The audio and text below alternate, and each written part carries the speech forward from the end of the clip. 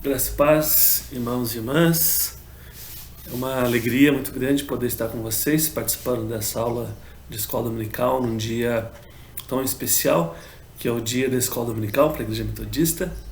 Quero agradecer o convite que me foi feito pela pastora.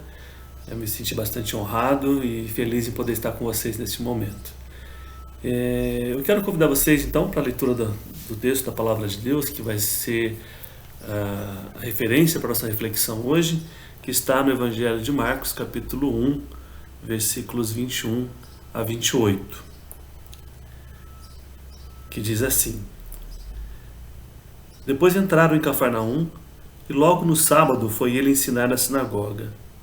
Maravilhavam-se da sua doutrina, porque os ensinava como quem tem autoridade, e não como os escribas. Não tardou que aparecesse na sinagoga um homem possesso de espírito imundo, o qual bradou: Que temos nós contigo, Jesus Nazareno? Vieste para perder-nos? Bem sei quem és, o Santo de Deus. Mas Jesus o repreendeu, dizendo: Cala-te e sai desse homem. Então, o espírito imundo, agitando-o violentamente e bradando em alta voz, saiu dele. Todos se admiraram a ponto de perguntar entre si: Que vinha a ser isto? Uma nova doutrina. Com autoridade lhe ordena aos espíritos imundos, e eles lhe obedecem. Então correu célere a fama de Jesus em todas as direções, por toda a circunvizinhança da Galileia. Amém. Que o Senhor nos abençoe através da sua palavra, na meditação de sua palavra. E eu escolhi, irmãos e irmãs, este texto, para falar nesse dia tão especial, como já mencionei, que é o dia da escola dominical, porque ele é um texto que fala de um ensino libertador, do ensino libertador de Jesus. Eu acho que essa é a nossa grande referência, para todos os espaços de educação cristã da igreja. Jesus é a nossa referência maior. Jesus, o mestre, Jesus, aquele que ensina, aquele que cuida, aquele que cura, aquele que liberta, Jesus, o Salvador, ele é a referência máxima da igreja. E ele, em relação ao ensino, sem dúvida nenhuma a maior referência que nós poderíamos ter, porque Jesus é aquele que o tempo todo está ensinando. Ele é identificado pelas pessoas como mestre, como aquele que ensina, inclusive por aqueles que fazem oposição a ele, Então, Jesus é a nossa maior referência de mestre também, de pastor, de mestre, de salvação. Então vamos olhar um pouquinho para esse texto, que tem muito a nos ensinar. Tem um grande desafio para a escola dominical, quando ela celebra o seu aniversário,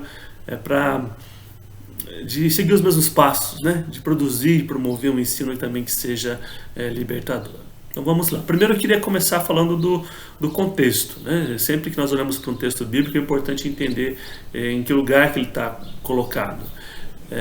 Esse texto é um dos primeiros, é o relato, na verdade, do primeiro milagre em Marcos. O Evangelho de Marcos é o primeiro evangelho a ser escrito, e ele foi escrito para manter a memória da vida de Jesus com uma motivação e um modelo para seus seguidores e seguidoras. Então a chave do entendimento do Evangelho de Marcos é o discipulado. Discipulado é entendido como o seguimento de Jesus. Discipulado é mais do que reunião em grupos pequenos. Discipulado é mais do que uma metodologia de pastoreio ou metodologia de crescimento da igreja. Discipulado é o próprio seguimento de Jesus. Então, você ter Jesus como referência, ter Jesus como modelo e seguir os seus passos.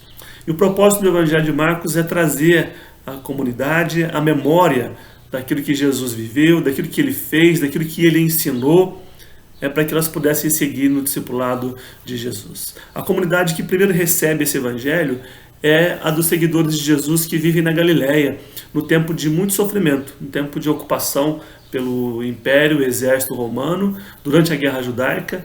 É um tempo de desolação, de destruição e de muita morte, um tempo muito difícil para qualquer pessoa, mas especialmente difícil para quem procura seguir fielmente os ensinos de Jesus. Nesse contexto, então, de dificuldade, de enfrentamento de desafios, conhecer Jesus, aprender com ele, segui-lo, confessando com coragem em todos os lugares, é o grande desafio para a comunidade de Marcos, né? E para nós hoje também, né? Não poderíamos dizer que o nosso tempo é bem diferente desse tempo, mas não é talvez menos desafiador, né? Enfrentamos muitos desafios, muitas dificuldades, e todo aquele e toda aquela que quiser viver fielmente o Evangelho vai enfrentar também dificuldades, oposições. É sempre um desafio aprender da vida, aprender do ensino de Jesus e colocá-los em prática no nosso cotidiano. Então o Evangelho de Marcos nos chama a isso. É o primeiro evangelho a ser escrito e inaugura então um estilo literário, né, que conhecemos na Bíblia, que são os evangelhos. Então, mais do que contar a história de como foi, com todos os detalhes, a vida de Jesus, o que Marcos pretende é anunciar uma boa notícia. Isso que significa evangelho, uma boa notícia. A boa notícia da salvação que há em Jesus, a boa notícia de que o seguimento de Jesus, o discipulado de Jesus é um bom caminho, é um caminho de vida, é um caminho de liberdade. E o texto que nós lemos é o primeiro relato de um milagre realizado por Jesus no Evangelho de Marcos. Nós sabemos que o primeiro milagre foi lá em Caná da Galileia e ele é contado por João. Mas no Evangelho de Marcos, o primeiro que ele registra é esse milagre aqui, que é a libertação de um homem tomado por um espírito imundo. É um texto simples, é um texto direto, como é o Evangelho de Marcos. Dos 4 evangelhos, Marcos é o mais curtinho, o mais simples, uma leitura gostosa, leitura boa, fácil de fazer e condensa bem a vida e o ensinamento de Jesus. Mas se olharmos com cuidado, irmãos e irmãs, ele é um texto de difícil entendimento, né? Ele traz para nós alguns desafios grandes de compreensão, né? Então vamos olhar para o relato central. O relato central é do milagre da purificação de um homem tomado por um espírito imundo, né, que já mencionei. E aqui reside já uma primeira dificuldade, né? Porque não é fácil para nós hoje entender o que significa a possessão demoníaca no mundo antigo.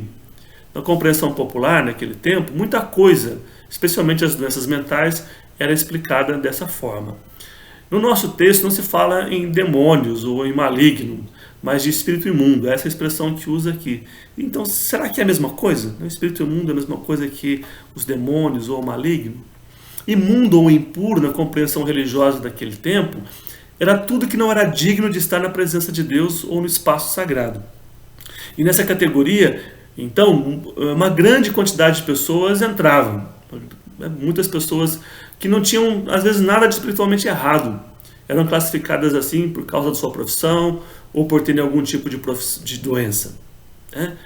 Não parece ser o caso desse homem, né? De fato, parece que ele é tomado por um espírito imundo e não há nada nele que torne isso evidente. E aí, então, eu gostaria de fazer 3 destaques a respeito disso, né? O primeiro é essa imagem que é um pouco assustadora, a meu ver, né? De um espírito imundo que vai à sinagoga no sábado. Sinagoga e sábado são 2 instituições fundamentais para o povo judeu. Em torno dessas instituições se organizava toda a vida religiosa do povo. Questões de pureza e impureza definiam-se em relação a elas, né? Sinagoga é o lugar do ensino. A sinagoga ela nasceu no período do exílio como o lugar do ensino da Torá, da palavra de Deus, da lei de Deus, com o intuito de preservar a identidade do povo, chamar o povo de volta à fidelidade e obediência à palavra de Deus. É o lugar por excelência do ensino das Escrituras. Então, sinagoga é o lugar do ensino.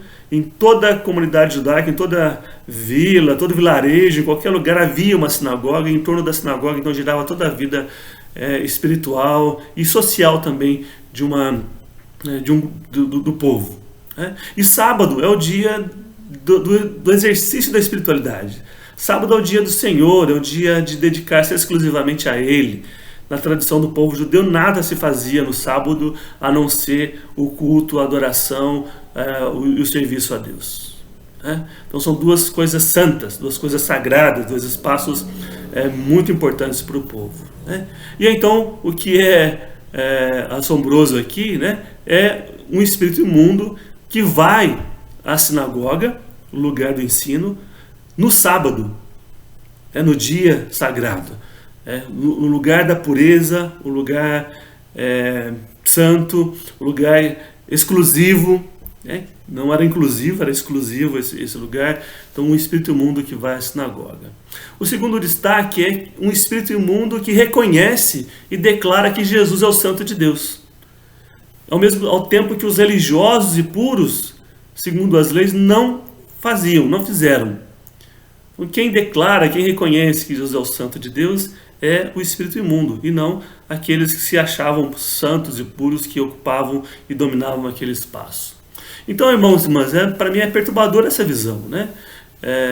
O espírito imundo está dentro, não fora.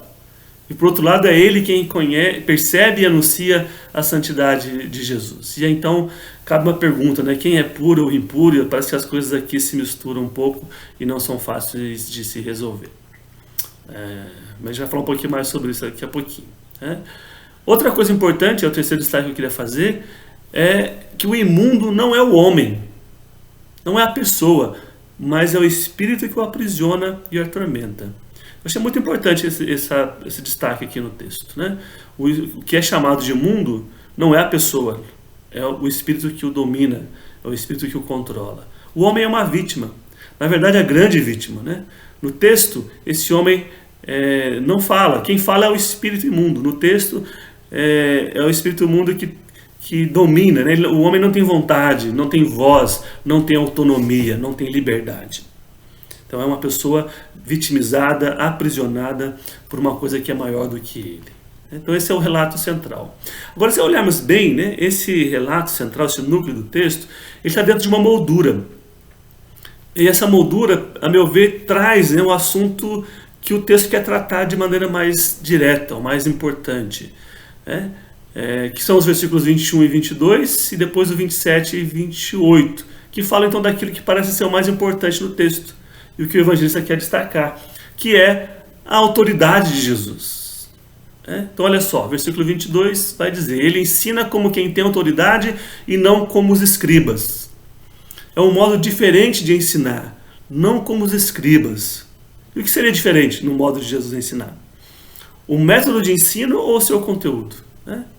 E aí, meus irmãos e irmãs, uma coisa importante a gente perceber nos evangelhos, na pedagogia de Jesus, é que essas coisas não se separam. O método e o conteúdo em Jesus estão juntos, né? Então, as coisas concernentes ao reino de Deus são coisas indissociáveis. Jesus ensina com proximidade, com diálogo, com amor. E isso é o conteúdo também. Então, a maneira como ele ensina é já aquilo que ele ensina. Então, é um ensino totalmente ligado à prática, né? Então aqui a gente vai vendo algumas pistas importantes para a nossa prática educativa na igreja, né? Então metodologia e aí conteúdo são a mesma coisa no Evangelho, né? A gente ensina amor com amor, a gente ensina a proximidade de Deus tornando-se próximo das pessoas, a gente ensina a graça sendo graciosos, bondosos com as pessoas, né? Então aquilo que a gente ensina é aquilo que a gente vive, aquilo que a gente pratica. Então o texto aponta para isso, né? A autoridade de Jesus vem da sua prática, vem da conciliação entre o seu discurso e aquilo que ele faz, né? O versículo 27 e 28, na outra parte da moldura, de novo aparece a questão da autoridade, né? Tema que é a autoridade de Jesus de novo, comprovada e reforçada na purificação do homem tomado por espírito imundo. As pessoas ficam maravilhadas com o que vem e exclamam, né, com que autoridade ele faz essas coisas, né? Então é uma autoridade que se fundamenta na ação, não é mero discurso e nem habilidade didática, né? Jesus é o mestre, é o grande mestre, não porque ele apenas tem uma capacidade de comunicação extraordinária, é capaz de tornar coisas complexas numa linguagem simples que o povo entenda. Então a autoridade de Jesus não é só por causa da sua habilidade didática, que ele tem. Jesus é um grande pedagogo. Mas principalmente, porque aquilo que ele ensina é aquilo que ele faz, é aquilo que ele pratica, né? Então essa é a moldura que então trata do que é principal no texto, né? E dentro dessa moldura então está esse relato da purificação de um homem tomado por um espírito imundo, né? Tomado por um espírito imundo, voltamos aqui então a esse relato central.